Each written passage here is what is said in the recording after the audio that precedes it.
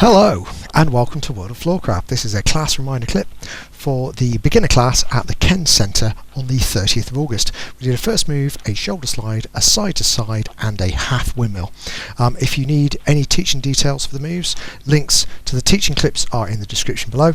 This will show you how the routine went together. So just showing you the joints really. So starts off man's left, lady's right for the first move, and it went 7 and 8. We went a back, in, twist, twist, turn, face, return shoulder slide.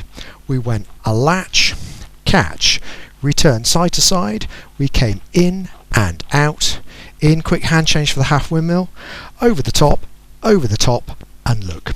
So no need for the return on the side to side because the half windmill did that job. I hope you find that useful. Like, subscribe and hit the bell, that way you'll know every time a new video comes out. Music recommendation in the little windows that come up just at the very end of the video, and as always, thank you for watching World of Floorcraft. I hope you've enjoyed learning some modern jive.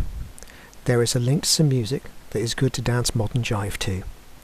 Thank you to everyone who hit subscribe. You are helping us to make more clips. Thank you. Keep dancing.